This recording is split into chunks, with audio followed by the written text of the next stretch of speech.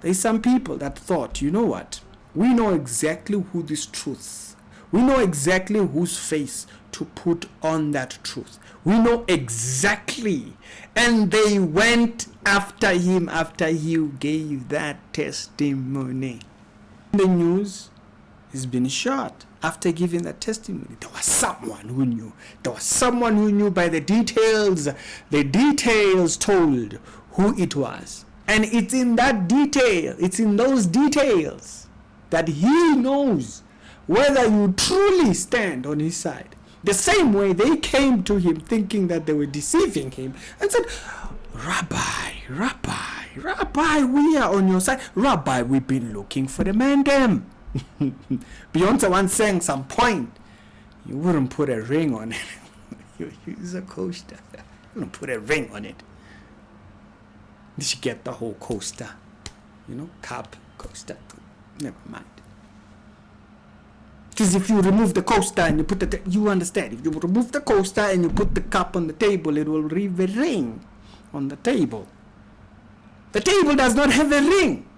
Because it's a coaster. You wouldn't put a ring on it. I hope you didn't just understand that line. You have no commitment to it. Shameful. Witness D.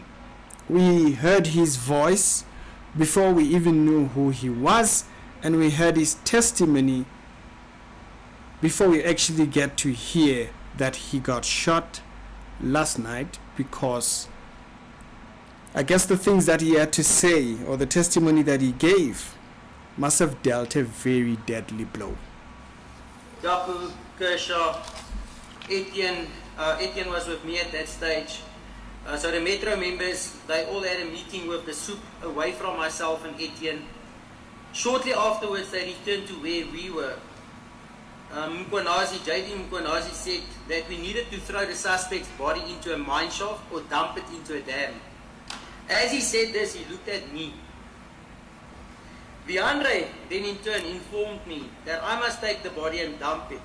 They will show me where and that I should relax. So out there now saying that the witness has sadly passed from the wounds that he sustained after giving that testimony. Now, the thing that I wanted to kind of like speak about on this channel, I tend to focus on the spiritual reality of having to deal with truth, particularly biblical truth. It's kind of like the center of this channel, but I do it in a manner in which the everyday person is interacting with news.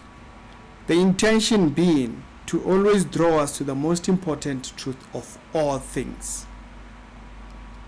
Truth has a face.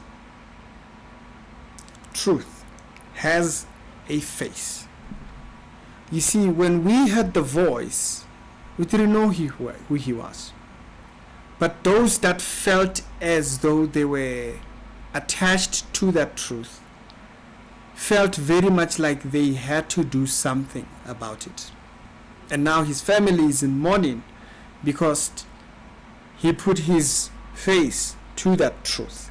You see, the moment Jesus stepped on the face of the earth, he put a face to truth. The moment he stepped down onto this earth, he put a face to truth. And he stated it in such a way that no one outside of hearing that truth could ignore it. You had to make some type of a decision about it. It's either you were towards that truth or you were contrary to it. The gospel according to John, chapter number 14, he puts it in this way, speaking to Thomas. This is after Jesus had just broken down the news that he was going to die and go on to glory. And the disciples were very unsettled with that truth. And Thomas asked this question, you see in verse number 5, he says, Lord, we do not know where you are going, so how will we know the way to get to that place? And then that's when Jesus then broke it to him to say, Jesus answered, I am the way, the truth, and the life. A relationship and knowing him created a pathway for you. So like you had to know, you had to figure out the turns and the twists of, no, if you are with me, truth is aligned with you. You are aligned with truth. And therefore, putting a face to truth. The disciples did that. And when the disciples put their faces associated with the truth, okay? Truth being something separate from us. So the disciples, the moment they put their lives attached to the truth, it came with a cost. At a point, Peter has to go to as far as denying him to preserve himself or to preserve his life, but in association with truth. You see, when he was willing to run away from the truth, he survived that day. You know, the day he denied Jesus 3 times and whatnot, and it broke his heart terribly. But Jesus tells him, when you get back up, when you strengthen your brethren. Why? Because the moment you put your face to truth, you're able to strengthen others. So now, those that have done so, or those that have taken out this man, because they attest the truth that he was willing to put out there as dangerous and cannot be something that they can afford to have out there. The moment they did that, the moment they put the face that was associated with that truth towards the graveyard, just much like Peter, what happens is that the moment you show people, okay, there is no silence, there is no safety, there's nothing that protects you. See that you're speaking the truth or otherwise. People get silence for not even speaking, and others get silence for so which one are you? Are you going to be the person that puts your face on truth or otherwise? Truth has a face. Truth has a face. You see, when he gave his details, immediately the people that knew, they knew what face to put onto that, and thought, we got to do something. That man put his face to that truth and said, I will not be distanced from it, but I'm going to tell it, because I value human life. Whether the person who was thrown into the shaft was black or white, you see, that man knew the value of human life. That person did not deserve that. The truth ought to come out. While others are still stuck on some type of an idea of a truth that they have obtained either from political ideas or whatever it is. Whatever radicalized ideas that they've picked up, that man saw human life with its value. And he said, I stand behind that truth, and I will not allow that to be corrupted. Truth has a face, ladies and gentlemen, and you cannot run away from it while it faces you. The people came to Jesus when they were with him, chapter number 6 of John, one of my favorites, honestly. And Jesus feeds the 5,000, and after this feeding, he walks on water. 6 then goes into verse number 22. He says, the next day the crowd had remained on the other side after he had crossed the sea, and they went off to try and find him, and then they crossed over, and when they found him, they said, Rabbi, when did you come this side? Right? So they asked this question with a tone of almost as if they care, right? And Jesus replied, truly I tell you, it is not because you saw the signs that you were looking for me. He says, but because you ate and are full. And he says, do not work for food that perishes, but for food that endures for eternity. He says, for the Son of Man, which the Son of Man shall give unto you. So now why did Jesus say that? Looks like we have to do something to come into contact with this particular truth you're talking about. And then he says they inquired then. Okay, after he said this, he inquired. And this will kind of answer why did Jesus ask that. And they said, what must we do to perform the works of God? And Jesus replied, the work of God is this. They asked about works. He says their work. There's one thing I want you to do. Which one is that? To believe on the one whom he has sent. So you see right there, he's made an association with that truth. You guys are dealing in truth that preserves you currently. You ate, you're full, and now you pretend to care.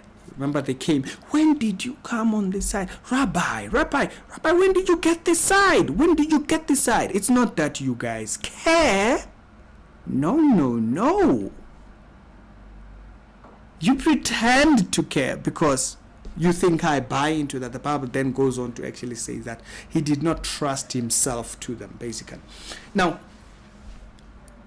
why do I think this is important to this particular answer of how we answer, how if we are going to put our faith to the truth? Why do I think this is an interesting go-to? How quickly do we always speak of ourselves in this image as if we can tell the truth no matter what, right? How quickly do we make that association to the truth? How quickly do we say, hey, you know what? I'm with that. But then when the facts come to it, it's not that you cared, it's that, the same way Jesus says it in there. He says, you didn't come here because you cared. It's because you ate food that goes towards perishing. It's that you care inside. You just care inside, but you don't really care, do you? If truth comes to it, if it comes to it, what association would you have made? Is your face worth the value of what you think the truth is worth? Or are we going to go to the grave with you telling us you care? Are you going to come up, Rabbi, when did you get here? But you know very well why you are there. You know very well you don't care for 2 seconds. Every single time people out there make a swipe at the truth, they say something about the Bible, you're the first person to comment. This is why I'm not Christian, you see. Because you wouldn't dare it's too dumb for you. Like, it's too stupid for you. You wouldn't put your face on that. He knows whether your face is on truth or not. The same way, there's some people that thought, you know what? We know exactly who this truth. We know exactly whose face to put on that truth. We know exactly. And they went after him after he gave that testimony. We didn't know who he was.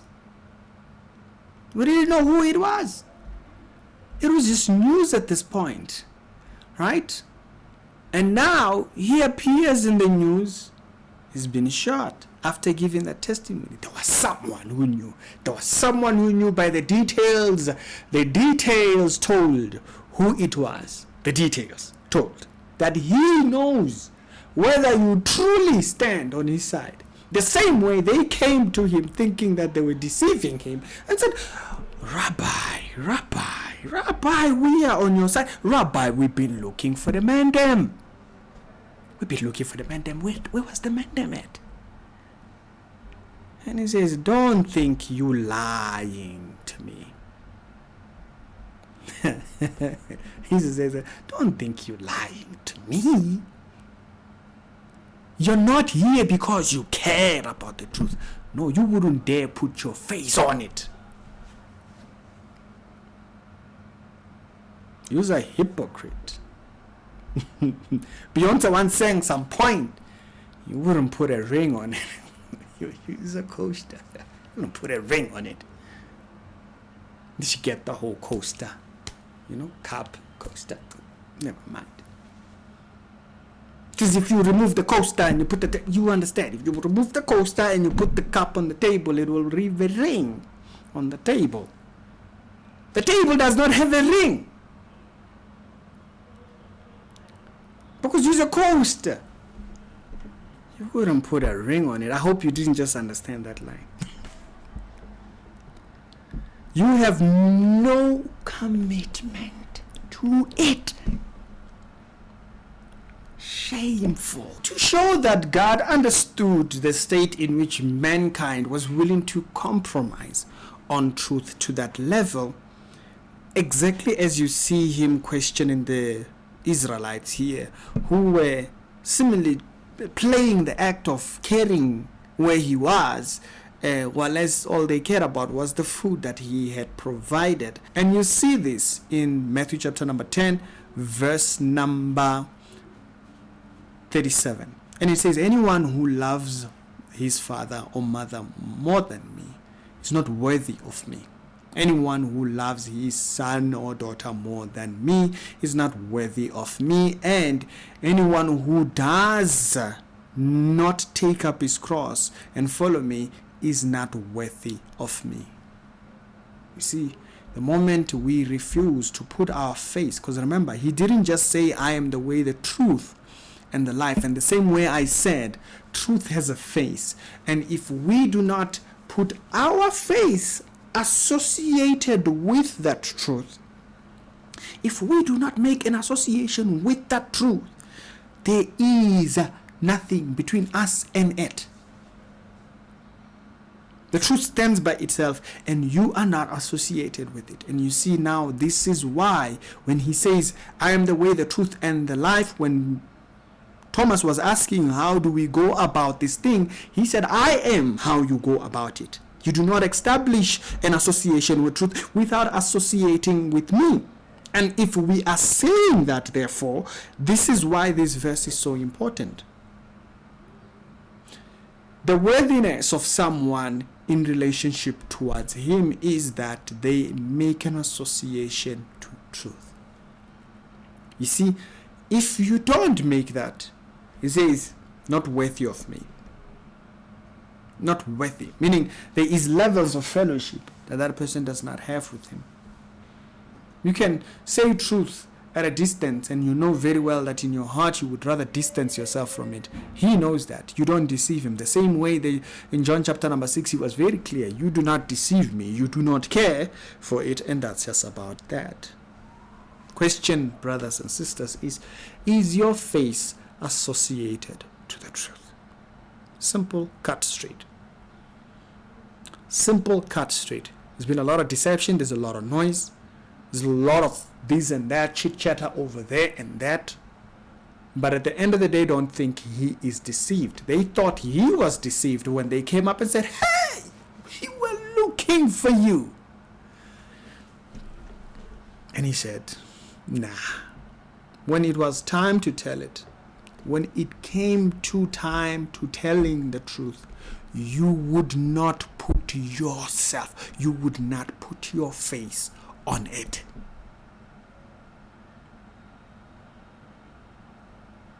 Not even if your life depended on it. That man put his face on that truth. Because truth has a cost.